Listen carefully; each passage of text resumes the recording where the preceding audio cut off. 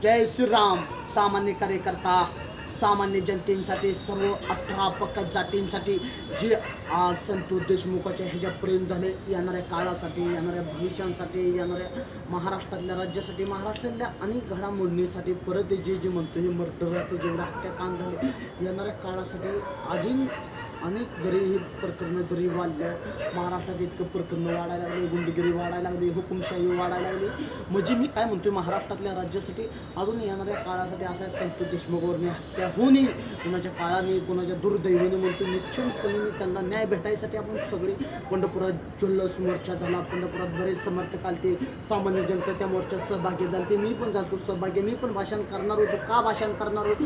महाराष्ट्रात एवढा भ्रष्टाचार चाललाय. महाराष्ट्रात सामान्य जनतेला काय न्याय मिळत नाही. गोरगरीब मरतो, स्टेशनला भटकतो, इकडं भटकतो, गोरगरीबावर अत्याचार होतो, त्यांना न्याय मिळत नाही. महाराष्ट्रातल्या जनतासाठी सरकार काय करायला लागलं? जे आता 1.5 महिना झालं त्या गोष्टीला संतोष देशमुखला न्याय मिळत नाही. मग जे आरोपी आहेत त्यांना फाशीची शिक्षा व्हायला पाहिजे. सामान्य कार्यकर्ता चांगदेव जाधवने एवढं भाषण केलं, जनतेसाठी दिग्गज भाषण केलं, यूट्यूबच्या माध्यमातून, सोशल मीडियाच्या माध्यमातून. आपला संपूर्ण महाराष्ट्रातला मराठी समाज सगळं त्यांच्या पाठीची राहावं, निश्चितपणे राहावं. हे जनतांमध्ये भाषण शेअर करा, व्हायरल करा. व्हायरलसाठी नाही, फेमस व्हायसाठी ना. महाराष्ट्रात एवढी गुंडगिरी वाढली, हुकुमशाही वाढली.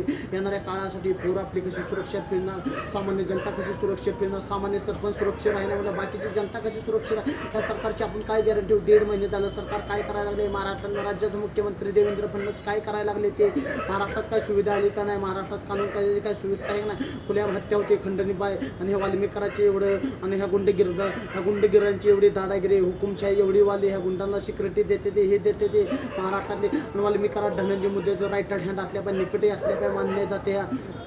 धनंजय मुंडेचा राजीनामा घ्यावा म्हणजे अशी संपूर्ण महाराष्ट्रातल्या जनतांची मागणी आहे. महाराष्ट्रातल्या संपूर्ण बेरोजगारांची मागणी आहे. धनंजय मुंडेचा राजीनामा, मंत्रिपदाचा. अरे मी सामान्य कार्यकर्ता, जनतांसाठी लढणारा, हात जोडून सांगतो. मी महाराष्ट्रातल्या युवकांसाठी सांगतो. आजपर्यंत आपण जेवढी भाषणं केली, जेवढी यूट्यूबला शेअर केली, गोरगरिबांसाठी प्रत्येक ठिकाणी अत्याचार होते, प्रत्येक ठिकाणी भ्रष्टाचार होते, प्रत्येक ठिकाणी राज्यातल्या आगळे घडामोडी होते, चिमुकल्या मुलींवरनी बलात्कार होते, इकडं बलात्कार होते, इकडं चोऱ्या माऱ्या होते, तिकडं लूटमार होतो, ही होतो. असे पोलिसांनी काही ठिकाणी पारध्याने चोऱ्या केल्या, त्यांची नस कापून टाकली. मालकांनो, महाराष्ट्रातल्या जनता नस कापून टाकली. आणि हिने एवढ्या मोठ्या चोऱ्या करून ह्यांच्यावर फाशीची शिक्षा व्हायला, इतक्या मोठ्या खंडणी करून, इतक्या मोठ्या वसुली करून, महाराष्ट्रातल्या जनतांना लुटून ही करून, आणि त्या संतोष देशमुखाचा, सामान्य माणसाचा, सरपंचाची हत्या होऊन 40 दिवस. महाराष्ट्रातली जनताने तर जल्लोष मोर्चा काढला पाहिजे. महाराष्ट्रात हे आंदोलन थांबायला नाही पाहिजे. महाराष्ट्रातल्या हार घरी, हार कान्यात, महाराष्ट्रातल्या राज्यात, महाराष्ट्रातल्या काळात हे कधी होऊ नये. ही प्रकरणं असं होऊ नये. महाराष्ट्रातल्या ही छत्रपतींचा महाराष्ट्र, शाहूभाऊ फुलेंचा महाराष्ट्र आहे, बाबासाहेबांच्या संविधानांचा महाराष्ट्र आहे. संपूर्ण बाबासाहेबांच्या संविधानानं देश चालतो. आणि त्या आपल्या पुण्याच्या भूमीत महाराष्ट्रात एवढी घटना, आतर्की घटना घडायला लागलेल्या. मग मी हात जोडून विनंती करतो, महाराष्ट्रातल्या तरुणांचं रक्त सळसळ करायला पाहिजे. महाराष्ट्रात कुठं भ्रष्टाचार होईल, कुठं अत्याचार होईल, सामान्यपणे कार्य व्हायला पाहिजे, सामान्यपणे लढायला पाहिजे, जनताने पण समर्थक द्यायला पाहिजे. हो का, मी एकटा काय करू शकत नाही. तिथं त्या आंदोलनमध्ये गेलतो, त्या मोर्चामध्ये गेलतो, तिथं मोर्चा झाला, बरेच पब्लिक होती, बरेच सगळे होते, आपले एकटे तो मानत होते, आपले विचार करत होते, तिथं भाषण करत होते. मीडिया आपलं धनंजय देशमुख पण माझ्या साईडला होतं, मी पण त्यांच्या साईडला होतो. मोर्चात मी पण असंच बघत बसलेलं. मी काय बोलू?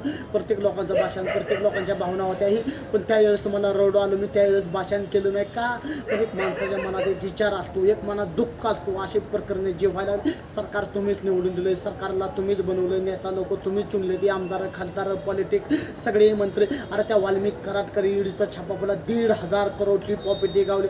अरे आपण सामान्य माणूस गेलो तर आपल्याला 50,000चं बँक लोन देत नाही. त्या माणसाला एवढं लोन, त्या माणसाला आली एवढी प्रॉपर्टी कुठनं, एवढा पैसा कमवला कसे, एवढे इस्टेट कशी कमवली, एवढं धन दौलत कशी कमवली, एवढी प्रॉपर्टी आली कुठनं? त्या वाल्मिक कराडकडे, त्या माणसाकडे. आणि मंत्र्यांकडे, बाकीच्या नेते लोकांकडे किती प्रॉपर्टी असेल, किती धन दौलत असेल, किती इस्टेट असेल, किती भरलं असेल, त्यांच्या त्या वाल्मिक कराडकडे एवढी प्रॉपर्टी आली कुठनं? कसा कमवला? हे काय केला? खंडणी करून, वसुली करून, बाहिगिरी करून, हुकुमशाही करून. जनताने पण लक्षात घ्यायला पाहिजे.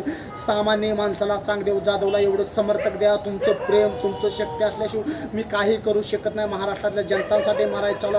आज मला उद्या कोणाची धमकी, तुम्ही भाषण काय केलं? मी कोणालाच घाबरत नाही. जनतेसाठी मिळलो तर चालेल, माती झाली तर चालेल. ही सगळ्यांच्या महाराष्ट्रातल्या. जय हिंद, जय महाराष्ट्र.